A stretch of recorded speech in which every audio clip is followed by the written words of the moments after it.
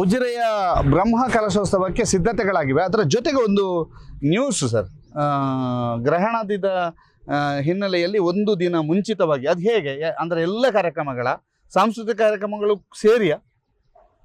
ನೋಡಿ, ನಮ್ಮ ಬ್ರಹ್ಮ ಕಲಶೋತ್ಸವ ಕಾರ್ಯಕ್ರಮ ಅಧಿಕೃತವಾಗಿ ಮಾರ್ಚ್ 3ರಿಂದ ಮಾರ್ಚ್ 11ರವರೆಗೆ ನಡೆಯುವಂಥದ್ದು. ಮಾರ್ಚ್ 3ರಂದು ಗ್ರಹಣ ಇದ್ದದ್ರಿಂದ ನಮ್ಮ ಕಾರ್ಯಕ್ರಮಗಳು 7:30 ಗಂಟೆಯಿಂದ ಸಾಯಂಕಾಲ 7:30 ಗಂಟೆಯಿಂದ ಆರಂಭವಾಗುವಂಥದ್ದು. ಸಾಮಾನ್ಯವಾಗಿ ಈ ಬ್ರಹ್ಮಕಲಶಗಳು ಆರಂಭವಾಗುವುದಕ್ಕಿಂತ ಮುಂಚೆ ಈ ಬ್ರಹ್ಮಕಲಶೋತ್ಸವದ ಕಾರ್ಯಾಲಯ ಇರ್ಬೋದು ಅಥವಾ ಅನ್ನಛತ್ರ ಇರ್ಬೋದು, ಪಾಕಶಾಲೆ ಇರ್ಬೋದು, ಇದರ ಉದ್ಘಾಟನೆಗಳು ಆಗ್ತದೆ. ಆದರೆ ಆವತ್ತು ಗ್ರಹಣ ಆದದ್ರಿಂದ ನಮಗೆ ಆವತ್ತು ಮಾಡುವ ಅವಕಾಶ ಇಲ್ಲ. ಹಾಗಾಗಿ ನಾವು ಹಿಂದಿನ ದಿನ 2ನೇ ತಾರೀಕಿನಂದು ಈ ಕಾರ್ಯಕ್ರಮಗಳನ್ನ ಮಾಡ್ತಾ ಇದ್ದೇವೆ. ನಮ್ಮ ದೇವಸ್ಥಾನದ ಹೊಸ ಆಡಳಿತ ಕಚೇರಿ ಏನಿದೆ, ಸುಶಾಸನ ಅನ್ನುವಂಥ ಹೆಸರನ್ನು ಅದಕ್ಕೆ ಇಟ್ಟಿದ್ದೇವೆ. ಅದು ಉದ್ಘಾಟನೆ ಪೂಜ್ಯ ಬಾಳೆಕುದ್ರು ಮಠಾಧೀಶರಿಂದ ಅದು ಉದ್ಘಾಟನೆಗೊಳ್ಳಿಕ್ಕಿದೆ. ಈಗ ನಾವು ಏನು ಈ ರಥಬೀದಿಯಲ್ಲಿದ್ದೇವೆ, ರಥಬೀದಿಯ ಬಲಭಾಗದಲ್ಲಿ ನೀವೇನು ಕಾಣ್ತಾ ಇದ್ದೀರಿ ಇಲ್ಲಿ ಚಪ್ಪರದಲ್ಲಿ, ಅದರಲ್ಲಿ ಬ್ರಹ್ಮಕಲಶೋತ್ಸವದ ಪ್ರಧಾನ ಕಾರ್ಯಾಲಯ ಮತ್ತೆ ಇಲ್ಲಿಯ ಏನು ಕೌಂಟರ್ಗಳಿದೆ ಅದು ಬರ್ತದೆ.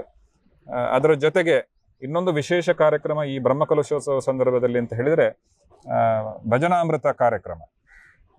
ಆರಂಭದ ದಿನದಿಂದಲೂ 9 ದಿನಗಳ ಕಾಲ ನಿರಂತರವಾಗಿ ಸೂರ್ಯ ಉದಯದಿಂದ ಸೂರ್ಯ ಅಸ್ತಮಾನದವರೆಗೆ ನಿರಂತರವಾಗಿ ಸುಮಾರು 150ರಿಂದ 160 ಭಜನಾ ತಂಡಗಳಿಂದ ಇಲ್ಲಿ ಕಾರ್ಯಕ್ರಮ ನಡೀಲಿಕ್ಕಿದೆ. ಅದರ ವೇದಿಕೆ ಇಲ್ಲಿ ಈಗ ಸಿದ್ಧವಾಗ್ತಾ ಇದೆ. ಈ ರಥಬೀದಿಯಲ್ಲಿ ಸುಮಾರು ಒಂದು 500-600 ಮೀಟರ್ ಉದ್ದ ಒಂದು ರಥಬೀದಿಯಲ್ಲಿ ಅಲಂಕಾರ ಕೆಲಸಗಳು ಆಗ್ತಾ ಇದೆ. ಅಂಗಡಿ ಮುಂಗಟ್ಟುಗಳು ಈ ರಥಬೀದಿಯಲ್ಲಿ ಬರ್ಲಿಕ್ಕಿದೆ. ಪಾನೀಯದ ಕೌಂಟರ್ಗಳು ಈಚೆ ಬರ್ಲಿಕ್ಕಿದೆ. ಹೀಗೆ ಎಲ್ಲ ರೀತಿಯಿಂದಲೂ ಸಿದ್ಧತೆ ಆಗ್ತಾ ಇದೆ. ಓಕೆ ಸರ್, ಕೆಳಭಾಗಕ್ಕೆ ಅಂದ್ರೆ ನಮ್ಮದು ಸಭಾ ಭವನಗಳಿದಾವೆ, ಆ ಸಭಾಭವನದಲ್ಲಿ ಏನೆಲ್ಲ ನಡೀತದೆ ಅಂತ ಒಂದು ಸ್ವಲ್ಪ ವಿವರಣೆ ಕೊಡಿ ಸರ್. ಮತ್ತು ಪಾಕಶಾಲೆಗೆ ಹೋಗೋಣ, ಮತ್ತೊಂದು ದೊಡ್ಡ ಸಭಾಭವನಕ್ಕೆ ಒಮ್ಮೆ ಹೋಗೋಣ. ಅನೀಶ್ ಬಲೆ ನೋಡಿ, ನಾನು ಈಗಲೇ ಹೇಳಿದ ಹಾಗೆ ಇಲ್ಲಿಯ ಭಕ್ತಾದಿಗಳೊಂದು ವಿಶೇಷ ಉತ್ಸಾಹ ಮೂಡಿದೆ ಅಂತ ಹೇಳ್ಬೋದು. ಇವತ್ತು ನಾವು ಸಾಂಸ್ಕೃತಿಕ ಕಾರ್ಯಕ್ರಮಗಳು ಇದೆ ಅನ್ನುವಂತಹ ಒಂದು ನಾವು ವಿಷಯವನ್ನ ಹೇಳಿದಾಗ ಸುಮಾರು 150ರಿಂದ 160 ಅಪ್ಲಿಕೇಶನ್ಗಳು ಬಂದವು ಸ್ಥಳೀಯ ಕಲಾವಿದರಿಂದ. ನಮಗೆ ಸಾಂಸ್ಕೃತಿಕ ಕಾರ್ಯಕ್ರಮವನ್ನ ಮಾಡ್ತೇವೆ ಅಂತ ಹೇಳಿ. ಆದರೆ ದುರದೃಷ್ಟವಶಾತ್ ಎಲ್ಲರಿಗೂ ನಾವು ಅವಕಾಶವನ್ನ ಕೊಡ್ಲಿಕ್ಕೆ ಆಗ್ಲಿಲ್ಲ. ಸುಮಾರು ಸ್ಥಳೀಯ ಕಲಾವಿದರು ಸುಮಾರು 40ರಿಂದ 45ರಷ್ಟು ಸ್ಥಳೀಯ ಕಲಾವಿದರಿಗೆ ನಾವು ದೇವಸ್ಥಾನದ ಕೃಷ್ಣಾನುಗ್ರಹ ಸಭಾಭವನದಲ್ಲಿ ಅವರಿಗೆ ಕಾರ್ಯಕ್ರಮಗಳನ್ನ ಮಾಡಲಿಕ್ಕೆ ಅವಕಾಶವನ್ನ ಕೊಟ್ಟಿದ್ದೇವೆ. ಅದು ನಿರಂತರವಾಗಿ ನಡೀತಾ ಇದೆ. ಈ 9 ದಿನಗಳು ನಡೀತದೆ. ಅದರ ಜೊತೆಗೆ ನಾವು ಪ್ರಧಾನ ಸಭಾ ಚಪ್ಪರ ಏನಿದೆ, ಸುದರ್ಶನ ಸಭಾಭವನ, ಅಲ್ಲೂ ಕೂಡ ಸಾಂಸ್ಕೃತಿಕ ಕಾರ್ಯಕ್ರಮಗಳು ಜಿಲ್ಲೆಯ ಹಾಗೂ ರಾಜ್ಯದ ದೊಡ್ಡ ದೊಡ್ಡ ಕಲಾವಿದರು ಈ ಸಭೆಯಲ್ಲಿ, ಈ ವೇದಿಕೆಯಲ್ಲಿ ಅವರು ಪ್ರದರ್ಶನ ನೀಡಲಿಕ್ಕಿದ್ದಾರೆ. ಓಕೆ ಸರ್, ಬಹಳ ವಿಸ್ತಾರವಾದಂತಹ ಬಹಳ ವಿಶೇಷವಾದಂತಹ ಒಂದು ಭೋಜನ ಶಾಲೆ ಅದು ನಿರ್ಮಾಣ ಆಗಿದೆ. ಹೌದು, ಭೋಜನ ಶಾಲೆಯ ಬಗ್ಗೆ ನಾನು ವಿಶೇಷ ಹೇಳಬೇಕು. ಸುಮಾರು 25,000 ಚದರ ಅಡಿಯಲ್ಲಿ ನಮ್ಮ ಅನ್ನಛತ್ರ ಇದೆ. ನಮ್ಮ ಅಂದಾಜು ಪ್ರಕಾರ ಇಡೀ ಬ್ರಹ್ಮಕಲಶದ ಕಾರ್ಯಕ್ರಮಗಳಲ್ಲಿ ಸುಮಾರು 2ರಿಂದ 2.5 ಲಕ್ಷ ಜನ ಇಲ್ಲಿ ಅನ್ನಪ್ರಸಾದವನ್ನ ಸ್ವೀಕರಿಸಲಿಕ್ಕಿದ್ದಾರೆ. ಇದಕ್ಕೆ ಬೇಕಾದಂತಹ ತಯಾರಿಗಳು ದೊಡ್ಡ ಮಟ್ಟಿನಲ್ಲಿ ಆಗ್ತಾ ಇದೆ. ನಾವು ಸಾಂಪ್ರದಾಯಿಕವಾಗಿ ಈ ಅಡಿಕೆ ಸೋಗೆಯ ಚಪ್ಪರವನ್ನ ನಾವು ಹಾಕಿದ್ದೇವೆ. ಯಾಕೆಂತ ಹೇಳಿದ್ರೆ ಈಗಿನ ಏನು ಚಪ್ಪರದ ಪರಿಕರಗಳಿದೆ ಅದು ಬಿಸಿಯನ್ನ ಜಾಸ್ತಿ ಮಾಡುವಂತಹ ಪರಿಕರಗಳು. ಈ ಶಾಮಿಯಾನ ಇರ್ಬೋದು ಅಥವಾ ಶೀಟ್ಗಳಿರ್ಬೋದು, ಅದು ನಮ್ಮ ಈ ವಾತಾವರಣಕ್ಕೆ ಹೊಂದಿಕೊಂಡಂತಹ ಪರಿಕರಗಳು ಅಲ್ಲ. ಆ ಹಿನ್ನೆಲೆಯಲ್ಲಿ ಒಂದು ದೊಡ್ಡ ಮಟ್ಟದಲ್ಲಿ ಅಡಿಕೆ ಸೋಗೆಯ ಚಪ್ಪರವನ್ನು ಹಾಕಿದ್ದೇವೆ. ಅದಕ್ಕೆ ಅಡಿಕೆಯ ಬೋದಿಗೆಯ ಕಂಬಗಳನ್ನು ಅಳವಡಿಸಿ ಒಂದು ರೀತಿಯ ವಿಭಿನ್ನವಾದಂತಹ ಒಂದು ಅನ್ನಛತ್ರ ಇವತ್ತು ಸಿದ್ಧಗೊಂಡಿದೆ. ಸುಮಾರು 8ರಿಂದ 16 ಕೌಂಟರ್ಗಳಲ್ಲಿ ನಾವು ಅನ್ನಪ್ರಸಾದವನ್ನು ನಾವು ವಿತರಣೆ ಮಾಡಲಿಕ್ಕಿದ್ದೇವೆ. ಪಾಕಶಾಲೆ ಕೂಡ ತಯಾರಾಗ್ತಾ ಇದೆ ದೊಡ್ಡ ಮಟ್ಟಿನಲ್ಲಿ. ಅದರ ಜೊತೆಗೆ ಪಾಕಶಾಲೆಯ ಉಗ್ರಾಣ, ಹಸಿರುವಾಣಿ ಉಗ್ರಾಣ ಶಾರದಾ ಮಂಟಪದಲ್ಲಿ ನಡೀಲಿಕ್ಕಿದೆ. ಹಸಿರುವಾಣಿ ಉಗ್ರಾಣದಲ್ಲಿ ಒಂದು ವಿಶೇಷತೆ ಏನು ಅಂತ ಹೇಳಿದ್ರೆ, ನಮ್ಮ ಬ್ರಹ್ಮಕಲಶೋತ್ಸವದ ಕಾರ್ಯಾಧ್ಯಕ್ಷರು ಶ್ರೀ ಶಶಿಧರ ಶೆಟ್ಟಿಯವರ ಒಂದು ಕಲ್ಪನೆಯಂತೆ ಅಲ್ಲಿ ಒಂದು ಕೊಪ್ಪರಿಗೆ ಸೇವೆಯ ಒಂದು ಅವಕಾಶವನ್ನು ಅವರು ಮಾಡಿಕೊಟ್ಟಿದ್ದಾರೆ. ಸಾಮಾನ್ಯವಾಗಿ ನಾವು ಅನ್ನದಾನ ಅಂತ ಹೇಳಿದ್ರೆ ದೊಡ್ಡ ದೊಡ್ಡ ಮೊತ್ತವನ್ನು ಕೊಟ್ಟವರಿಗೆ ಅನ್ನದಾನ ಸೇವೆಯ ಅವಕಾಶವನ್ನ ಮಾಡ್ತಾರೆ. ಆದರೆ ಒಬ್ಬ ಆರ್ಥಿಕವಾಗಿ ತುಂಬಾ ಅನುಕೂಲ ಇಲ್ಲದವರು ಈ ಸೇವೆಯಲ್ಲಿ ಭಾಗವಹಿಸಬೇಕು ಅಂತ ಆದರೆ ಅದರಲ್ಲಿ ಅವಕಾಶ ಇರುವುದಿಲ್ಲ ಹೆಚ್ಚಿನ ಕಡೆ. ಆದರೆ ನಾವು ಇಲ್ಲಿ ಈ ಬಾರಿ ಏನು ಮಾಡಿದ್ದೇವೆ ಅಂತ ಹೇಳಿದ್ರೆ, ಅವನೊಂದು ಸ್ವಲ್ಪ ಕಿಂಚಿತ್ ಕೊಟ್ಟರೂ ಕೂಡ ಅವನಿಗೆ ಅವನ ಕೈಯಾರೆ ಅಕ್ಕಿಯನ್ನ ಕೊಪ್ಪರಿಗೆ ತುಂಬಿಸಿ ಆ ಅಕ್ಕಿಯನ್ನೇ ಅನ್ನದಾನದಲ್ಲಿ ಉಪಯೋಗ ಮಾಡುವಂತಹ ಒಂದು ಸುಂದರವಾದ ಒಂದು ಅವಕಾಶವನ್ನು ಮಾಡಿಕೊಟ್ಟಿದ್ದೇವೆ.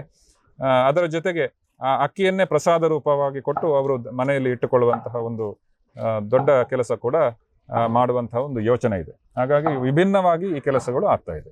ಓಕೆ ಸರ್, ಈಗ ರಾತ್ರಿ ಆದರೆ ಸಾಕು, ಉಜಿರೆಯಲ್ಲಿ ಹಗಲೊತ್ತಲ್ಲಿ ಒಂದಷ್ಟು ಜನ ಕೆಲಸ ಮಾಡ್ತಿದ್ರೆ, ರಾತ್ರಿ ಆದರೆ 500ರಿಂದ 600 700 ಜನ ಎಲ್ಲ ಕೆಲಸ ಮಾಡ್ತಿರ್ತಾರೆ. ಏಕಾಏಕಿ ಉಜಿರೆಗೆ ತಾಲೂಕಿನವರು ಮುನ್ನುಗ್ಗಿ ಬಂದಂತಹ ಒಂದು ಉದಾಹರಣೆಗಳು ಕಾಣ್ತಾ ಇದ್ದಾವೆ. ಏನು ಹೇಳ್ತೀರಿ ಸರ್? ಇದು ಬಹಳ ಅದ್ಭುತ. ಯಾಕೆಂತ ಹೇಳಿದರೆ, ನಾನು ಈಗಲೇ ಹೇಳಿದ ಹಾಗೆ ನಾವು ಯಾವುದನ್ನು ನೀವು ಮಾಡಿ ಅನ್ನುವಂಥದ್ದನ್ನು ಯಾರಿಗೂ ಹೇಳಿಲ್ಲ. ಅವರು ಅವರಾಗಿಯೇ ಬಂದು ಮಾಡಿದಂತಹ ಕೆಲಸ ಇದು. ಇವತ್ತು ಶ್ರಮದಾನದ ಒಂದು ಕೆಲಸವೂ ಕೂಡ ಹಾಗೆ.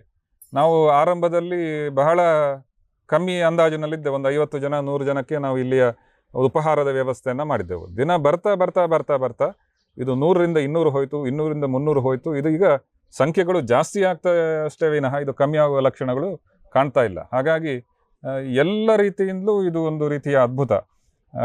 ಇಲ್ಲಿ ಯಾವುದು ಚಿಕ್ಕ ಕೆಲಸದಿಂದ ಹಿಡಿದು, ಒಂದು ಗುಡಿಸುವ ಕೆಲಸದಿಂದ ಹಿಡಿದು, ಕಸ ಹೆಕ್ಕುವ ಕೆಲಸದಿಂದ ಹಿಡಿದು, ಮಹಿಳೆಯರು, ಮಕ್ಕಳು, ಪುರುಷರು ಅಂತ ಯಾವುದೇ ಭೇದ ಇಲ್ಲದೆ ದೊಡ್ಡ ದೊಡ್ಡ ಶ್ರಮದ ಕೆಲಸ, ಈ ಹಾಸುಗಲ್ಲನ್ನು ಹೊರಗಿನಿಂದ ಒಳಗೆ ತೆಗೆದುಕೊಂಡು ಹೆಗಲಿನಲ್ಲಿ ಹೊತ್ತುಕೊಂಡು ಹೋಗುವಂಥ ಕೆಲಸ, ಇದನ್ನು ಕೂಡ ಮಾಡಿರುವಂಥದ್ದು ನಮಗೆಲ್ಲ ಒಂದು ರೀತಿಯಲ್ಲಿ ಒಂದು ದೇವಸ್ಥಾನ ಹೇಗಿರಬೇಕು ಅನ್ನುವಂಥದ್ದನ್ನು ಇದು ತೋರಿಸಿಕೊಟ್ಟಿದೆ ಅಂತ ಹೇಳಿ ನಾನು ಭಾವಿಸ್ತೇನೆ. ಸಭಾ ಕಾರ್ಯಕ್ರಮ ಹೇಗೆ ನೋಡಿ, ಹೇಗೆ ನಿರಂತರವಾಗಿ 9 ದಿನಗಳ ಕಾಲ ಕೂಡ ನಿರಂತರವಾಗಿ ಎಲ್ಲ ಕಡೆ ಕಾರ್ಯಕ್ರಮಗಳು ನಡೀತಾ ಇದೆ. ಅದೇ ರೀತಿ ಸಭಾ ಕಾರ್ಯಕ್ರಮಗಳು ಕೂಡ ಈ 9-10 ದಿನಗಳು ಕೂಡ ಸಭಾ ಕಾರ್ಯಕ್ರಮಗಳು ನಡೆಯಲಿಕ್ಕಿದೆ.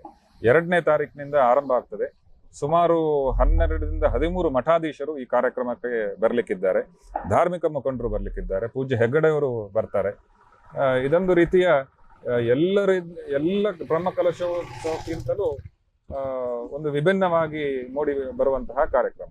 ಇದರ ಜೊತೆಗೆ ಈ ವಿಜಯ ಗೋಪುರದ ನಿರ್ಮಾಣ ಕೆಲಸ ಇರ್ಬೋದು, ಅಥವಾ ಬ್ರಹ್ಮರಥ ಪುಷ್ಪರಥ ಸಮರ್ಪಿಸಿದವರು ಇರ್ಬೋದು, ಈ ಕ್ಷೇತ್ರಕ್ಕೆ ಬಹಳ ಹಿಂದಿನಿಂದಲೂ ಸೇವೆ ನಡೆಸಿದಂತಹ ವ್ಯಕ್ತಿಗಳು ಇರ್ಬೋದು, ಅವರಿಗೆ ದೇವಸ್ಥಾನದ ವತಿಯಿಂದ ಮತ್ತು ಸಮಿತಿಯ ವತಿಯಿಂದ ವಿಶೇಷ ಗೌರವಾರ್ಪಣೆ ಕಾರ್ಯಕ್ರಮ ನಡೆಯಲಿಕ್ಕಿದೆ. ಮತ್ತು ಇನ್ನೊಂದು ವಿಶೇಷವನ್ನು ನಾನು ಇಲ್ಲಿ ಹೇಳಬೇಕು. ಹಿಂದಿನ 2 ಬ್ರಹ್ಮಕಲಶಗಳು ಮತ್ತು ಈ ದೇವಸ್ಥಾನದಲ್ಲಿ ಯಾವುದೇ ಕೆಲಸಗಳು ಕೂಡ ಹಿಂದೆ ಅದು ಆಗಿದ್ದಿದ್ರೆ ನಮ್ಮ ತಾಲೂಕಿನ ಒಂದು ಪರಿಧಿಯೊಳಗೆ ಮಾತ್ರ. ಈ ಬಾರಿ ವಿಶೇಷ ಏನು ಅಂತ ಹೇಳಿದರೆ, ರಾಜಧಾನಿ ಬೆಂಗಳೂರಿಂದ ಇಲ್ಲಿಯ ಉಜಿರೆಯ ಸಂಪರ್ಕ ಇರುವವರು, ಉಜಿರೆಯ ಮೂಲದವರು ಮತ್ತು ಉಜಿರೆಯ ಈ ದೇವಸ್ಥಾನದ ಭಕ್ತಾದಿಗಳೆಲ್ಲರೂ ಸೇರಿ ಒಂದು ದೊಡ್ಡ ಮಟ್ಟದ ಒಂದು ಕೆಲಸವು ಆ ಬೆಂಗಳೂರು ಸಮಿತಿ ಅನ್ನುವಂಥ ಹೆಸರಿನಲ್ಲಿ ಆಗ್ತಾ ಇರುವಂಥದ್ದು ನಮಗೆಲ್ಲ ಬಹಳ ಸಂತೋಷ ತರುವಂಥ ಸಂಗತಿ. ಸುಮಾರು 50 ಲಕ್ಷಕ್ಕೂ ಮಿಗಿಲಾದಂಥ ಒಂದು ಕೆಲಸ ಆಗ್ತಾ ಇದೆ. ಸಂಪೂರ್ಣ ಪುಷ್ಪಾಲಂಕಾರ ಅವರ ವತಿಯಿಂದ ಆಗ್ತಾ ಇದೆ. ಇಲ್ಲಿಗೆ ಬೇಕಾದಂತಹ ಹಣ್ಣುಗಳ ಪೂರೈಕೆ, ತರಕಾರಿಗಳ ಪೂರೈಕೆ, ಇಲ್ಲಿಗೆ ಬೇಕಾದಂತಹ ಏನು ಭಕ್ತಾದಿಗಳಿಗೆ ಕೊಡುವಂತಹ ಶಾಲುಗಳಿರ್ಬೋದು, ಸ್ಮರಣಿಕೆಗಳು ಇರ್ಬೋದು, ಬೇರೆ ಬೇರೆ ರೀತಿಯ ಕೆಲಸಗಳು ಅವರ ಮೂಲಕ ಆಗ್ತಾ ಇರುವಂಥದ್ದು. ಅದರ ಸಂಚಾಲಕರು ಮಾನ್ಯ ಮಂಜುನಾಥ್ ಕನ್ಯಾಡಿ ಅವರು, ಅವರ ನೇತೃತ್ವದಲ್ಲಿ ಇಲ್ಲಿ ಬಹಳ ದೊಡ್ಡ ಕೆಲಸಗಳು ಆಗ್ತಾ ಇದೆ. ಸರ್, ಫಸ್ಟ್ ಬ್ರಹ್ಮಕಲಶ ಏನು ಸರ್? 2001. ಸೆಕೆಂಡ್ 13. ಸರ್, 2001 2013 ಬ್ರಹ್ಮಕಲಶ ಆಗಿದೆ. ಈಗ 2026 ಇಷ್ಟೂ ಬ್ರಹ್ಮಕಲಶಗಳಿಗೆ ಸುದ್ದಿ ಬಿಡುಗಡೆಯೂ ಕೂಡ, ಅಂದರೆ ವರದಿಯ ರೂಪದಲ್ಲಿ ಜೊತೆಗೆ, ಯಾಕೆಂದ್ರೆ ನಾನು ಅದನ್ನು ಕೆಲವು ವರದಿಗಳು ನಮಗೆ ಸಿಗಬಹುದು, ಅದನ್ನು ಕೂಡ ತೋರಿಸುವಂಥ ಪ್ರಯತ್ನ ಮಾಡ್ತೇವೆ. ಈ ಸಲ ಇದು 3ನೇ ಬ್ರಹ್ಮಕಲಶ ಉಜಿರೆಯಲ್ಲಿ ಆಗ್ತಾ ಇರುವಂಥದ್ದು. ಪ್ರಚಾರದ ದೃಷ್ಟಿಕೋನದಲ್ಲಿ ಸರ್, ದೇವಸ್ಥಾನಗಳಲ್ಲಿ ನಡೆಯುವಂತಹ ಪ್ರಚಾರದ ವಿಷಯ ಬಂದಾಗ ನಮಗೆ ನೆನಪಾಗುವಂಥದ್ದು ತಾಲೂಕಿನ ಮುಂಚೂಣಿಯ ಮಾಧ್ಯಮ ಸಂಸ್ಥೆ ಸುದ್ದಿ ಬಿಡುಗಡೆ. ಇವತ್ತು ಹಿಂದಿನ 2 ಬ್ರಹ್ಮಕಲಶಗಳಲ್ಲಿ 2001ರಲ್ಲಿ ನಡೆದಂತಹ ಜೀರ್ಣೋದ್ಧಾರ ಬ್ರಹ್ಮಕಲಶ, 2013ರಲ್ಲಿ ನಡೆದಂತಹ ಬ್ರಹ್ಮಕಲಶ, ಇವತ್ತು ಸುದ್ದಿ ಬಿಡುಗಡೆ ಅದಕ್ಕೆ ದೊಡ್ಡ ಮಟ್ಟದ ಪ್ರಚಾರವನ್ನು ನೀಡಿ ಯಶಸ್ವಿಯಾಗಿ ಮಾಡಿದೆ. ಈ ಬಾರಿಯೂ ಕೂಡ ಸುದ್ದಿ ತಂಡ ಅನೇಕ ದಿನಗಳ ಕಾಲ ಇಲ್ಲಿ ಬೀಡು ಬಿಟ್ಟು ಇಲ್ಲಿ ನಡೆಯುವಂತಹ ಏನು ಕೆಲಸಗಳು ಇದೆ ಅದನ್ನೆಲ್ಲ ಮಾಧ್ಯಮಗಳಲ್ಲಿ ಬಿತ್ತರ ಮಾಡಿ ಇಲ್ಲಿ ನಡೆಯುವಂತಹ ಕೆಲಸಗಳು ಬಹಳ ಒಳ್ಳೆಯ ರೀತಿಯಲ್ಲಿ ಮಾಡಲಿಕ್ಕೆ ದೊಡ್ಡ ಮಟ್ಟದ ಸಹಕಾರ ಮಾಡಿದೆ. ಈಗ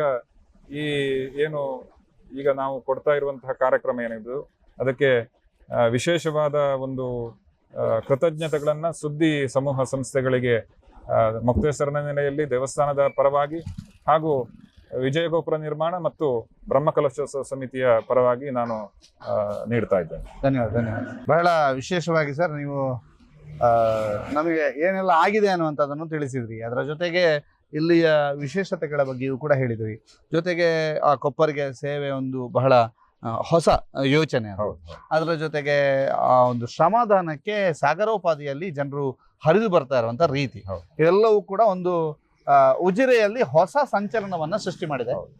ಬ್ರಹ್ಮ ಕಲಶೋತ್ಸವದ ಸಮಯದಲ್ಲಿ ಸುದ್ದಿ ವಿಶೇಷವಾಗಿ ಎಲ್ಲ ವಿಭಾಗಗಳ ಬಗ್ಗೆಯೂ ಕೂಡ ನಿಮಗೆ ಸಂಪೂರ್ಣವಾದ ಪಿನ್ ಟು ಪಿನ್ ಮಾಹಿತಿಯನ್ನ ಕೊಡುವಂತ ಪ್ರಯತ್ನವನ್ನ ಮಾಡ್ಲಿಕ್ಕಿದೆ.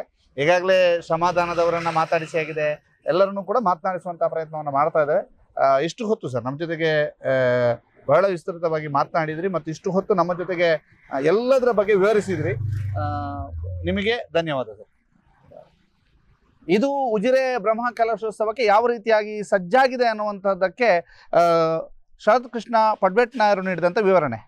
ಅದರ ಜೊತೆಗೆ ಅದರ ಎಲ್ಲ ವಿಡಿಯೋ ಚಿತ್ರೀಕರಣವನ್ನು ಕೂಡ ನಿಮಗೆ ತೋರಿಸ್ತಾ ಇದ್ದೀವಿ. ಅದರ ಜೊತೆಗೆ ಪಾಕಶಾಲೆ ಹೇಗಾಗಿದೆ, ಹೇಗಾಗ್ತಾ ಇದೆ, ಅದರ ಜವಾಬ್ದಾರಿ ಹೊತ್ತವ್ರು ಏನು ಹೇಳ್ತಾರೆ, ಸುದರ್ಶನ ಮಂಟಪ ಅಂತ ಏನಿದೆ ಅಲ್ಲಿ ಯಾವ ರೀತಿಯಾದಂಥ ತಯಾರಿಗಳಾಗಿವೆ ಅನ್ನುವಂಥದ್ದು ನೋಡಿದ್ರಿ. ಜೊತೆಗೆ ಸರ್ ಹೇಳಿದಾಗೆ ಕಲ್ಲು ಹೊತ್ತುಕೊಂಡು ಹೋಗುವಂತಹ ಆ ಶ್ರಮದಾನದಲ್ಲಿ ನಿರತರಾಗಿರ್ತಕ್ಕಂಥ 75 ವರ್ಷದ ಪ್ರಾಯದವರು ಕೂಡ ಏನು ಹೇಳಿದ್ದಾರೆ ಅನ್ನುವಂಥದ್ದನ್ನು ಕೂಡ ಸುದ್ದಿ ಪ್ರಸಾರ ಮಾಡಿತ್ತು.